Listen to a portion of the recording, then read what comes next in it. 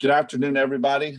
This is Stephen Bush coming to you again, plaintiff's attorney for policyholders in the state of Florida.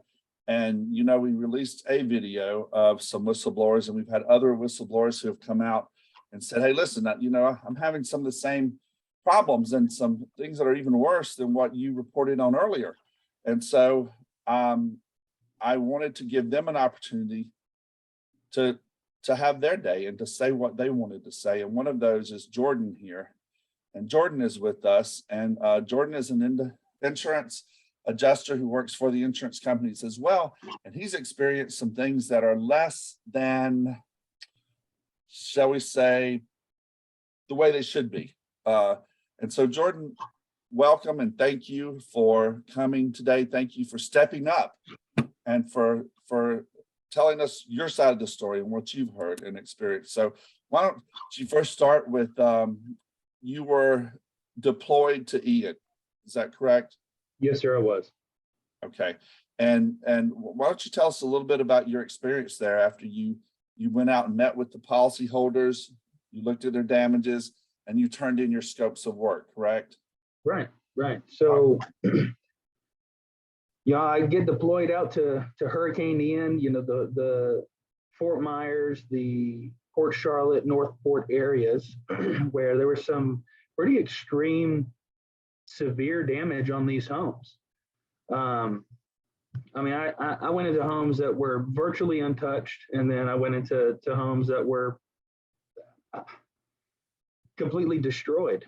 And you know, the insureds were just in extreme distraught because of the crazy storm that they just went through. And you know, after I do my inspections and turn in, you know, my scope of work of what I think should be done to the house to properly indemnify the insured, and following the proper means and methods of construction, the company that I was working for and the carrier were taking my estimate, changing the scope of work, and you know, then turning in that new collaborated estimate into the insured to, you know, give them a check based off of that new estimate that they wrote. All right, so they didn't collaborate with you at all? They did not. Sorry, no, sir. No, sir, they did not. They did not. So they completely changed your estimate that you wrote for and then submitted it on. Did they leave your name on the scope? They did. They left my name on the scope, you know, with my license number.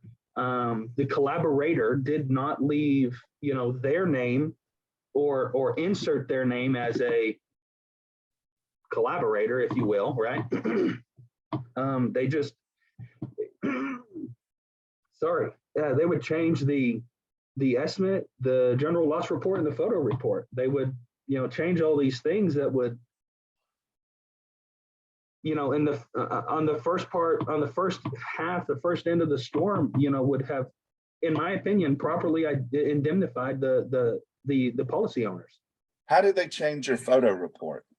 They would take that photo report, delete photos, or, you know, just change the verbiage of the photos, the description in the photos. Okay, so were the photos they were deleting photos that showed damage? 100%. 100%.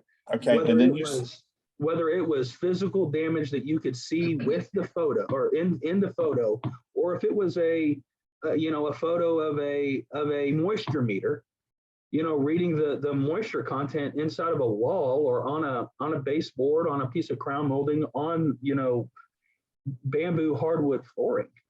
Those are the kinds of things that they would delete. Things that showed damage, that proved there was damage. Okay. Absolutely. And now you also said that they changed the description of the photograph.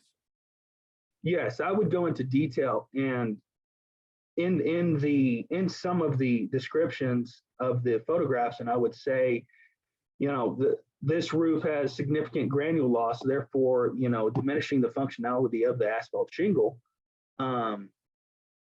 They would just completely delete that sentence and write whatever they felt like they wanted to write at that time. Okay, so your description described it as damage. Yes. Would it be accurate to say that their description did not describe it as damage? They would, in some cases, yes, they would just literally say no damage observed, no damage reported, something along those lines. But it had to do with no damage. All right. Tell me what else you experienced. What other kinds of behavior from the carriers and the IA firms did you experience during this time? There was one time that I got an email from somebody from the carrier that was asking me about a specific claim, and I called the store manager of the TPA that I was working for, and he would just use these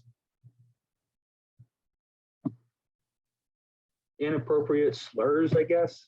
I don't know if you could consider them racial slurs or what, but I mean, the verbiage that he was using with me, I thought was inappropriate, at least.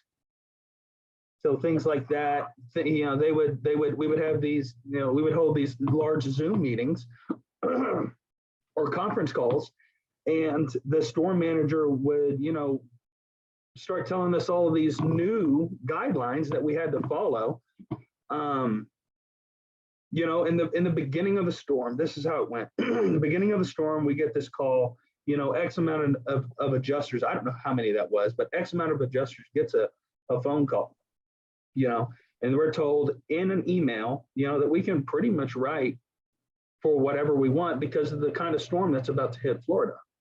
And the fee schedule was supposed to be, great or whatever. And then, the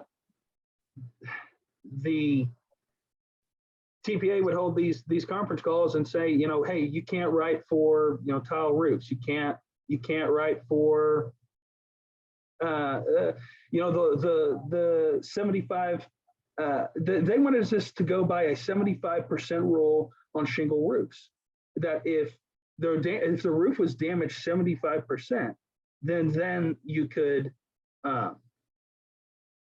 pay for a full roof replacement. If it was less than that, you had to do minor repairs. But okay. Did they tell you why 75%? They did not tell us why. No. Is there anything that you're aware of in any policy that you had been working with that allowed for a 75% rule? Not that I saw. But on the other hand, we were only given the deck sheets, and in some cases, we weren't even given the deck sheets until, I would say a couple of weeks ago. Right. So now, in there was one instance that you and I were discussing earlier before our Zoom call here, and you were telling me about an instance with a drone that you had with a supervisor in a drone. Can you share that story with us? Yes, sir. So, the use of the drone and the aiding of my inspection was primarily for safety. I was concerned about my safety because of these high wind speeds that this storm produced, and the major granule loss that I saw on these shingle roofs. I didn't want to take the chance and fall. And so, I had a drone that was, aiding in my exterior inspection, primarily on the roof. And, these drone photos showed all sorts of damage, the major granule loss, the wind uplift, missing shingles, missing underlayment, missing deck. So when you took those drone photos that showed this damage, did you turn those in as part of your report? I did. All right. And then what happened? And once I turned it in and I started turning in, a significant amount of claims, I had the storm manager call me, and he straight up told me that they cannot deny claims if we are using a drone for exterior inspections. And I asked I just asked a simple question. I said, why would we want to deny claims in a storm like this? And the gentleman hung up on me. So, so in your opinion, with what he told you, was he saying that it was their intent all along to deny the claim and that you were providing evidence that the claim should be paid and they didn't want you doing that? That is the way that I took it. Absolutely. 100%. And how did you feel about that, Jordan? I felt real bad. I felt real bad about that. I didn't, I don't want to be a part of something that is like that. I mean, the whole reason I got into this industry was to help people. I mean, we, as insurance adjusters, we have a fiduciary responsibility to make sure the policyholder, whether it's commercial, residential, to make sure that that policy owner gets a proper amount of money to fix their storm as if the damage never happened. And do you feel like that your hands were tied? I feel like my hands were tied and my legs were cut off, and they told me to swim back to shore. And then they changed your estimates without your knowledge. Absolutely. Okay. Absolutely. All right, Jordan, man, I don't know what to say. It's unbelievable what we're discovering, what we're finding out, and the number of adjusters that are coming forward now and are speaking out. And I just want to thank you for taking the time to do that. I want to thank you for being brave, courageous enough to stand up and say, listen, this is not right. And it needs to be exposed, because it does. It's not right. It's not right to the policyholders. And again, I just want to thank you for taking the time to do that today. Yes, sir. Well, thank you for having me.